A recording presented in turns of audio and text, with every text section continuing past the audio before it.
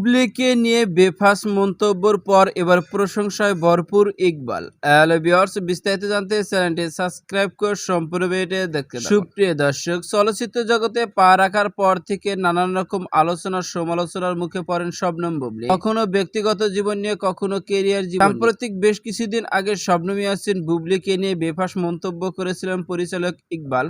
তিনি জানিয়েছিলেন সুপারস্টার শাকিব খানের সঙ্গে শবনম ইয়াসমিন বুবলির কোনো বিয়েই হয়নি। শুধু তাই নয়, তাদের অবৈধ সন্তান হচ্ছে শেহজাদ খান। এই নিয়ে চলছিল সোশ্যাল মিডিয়ায় নানা রকম আলোচনার সমালোচনা, কিন্তু এবার হুট করে সেই ইকবালকেই দেখা গেল বুবলিকে প্রশংসায় ভরপুর। সাম্প্রতিক বৃহস্পতিবারে রিভেন্সে সিনেমার কনফারেন্স অনুষ্ঠিত হয়, আর সেখানে শবনম ইয়াসমিন বুবলিকে নিয়ে প্রশংসায় ভরপুর ছিলেন পরিচালক ইকবাল। তিনি জানান, শবনম ইয়াসমিন বুবলি একজন ভালো অভিনেত্রী, আমার নিজের ছোট বোনের মতো, আমি তাকে অনেকে স্নেহ। শুধু তাই নয়, শবনম ইয়াসমিন বুবলি কাজের প্রতি অনেকই ডেডিকেট। তিনি কখনো কাজকে অবহেলা করে না। সিনেমার স্বার্থে যা যা করার দরকার তিনি সবকিছুই করেন। যতই কষ্ট হোক না কেন, সিনেমার কাজে তিনি অ্যাক্টিভ থাকবেন সব সময়। এমনই একাধিক মন্তব্য ছিল পরিচালক ইকবালের। আর তাই তো ভক্তদের মন্তব্য রয়েছে যে বুবলিকে নিয়ে বেফাঁস মন্তব্য করেছিল পরিচালক ইকবাল, আর হুট করে সিনেমার স্বার্থে আছে বুবলিকে প্রশংসা করছেন ইকবাল। আসলে দ্বিমুখী সাপ ইকবাল, এমনই একাধিক মন্তব্য সোশ্যাল মিডিয়ায়। তো সুপ্রিয় দর্শক, ভিডিওটি আপনার কাছে ভালো লাগলে একটা লাইক দিন। নিত্য নতুন ভিডিও আপডেট পেতে চ্যানেলটি সাবস্ক্রাইব করুন।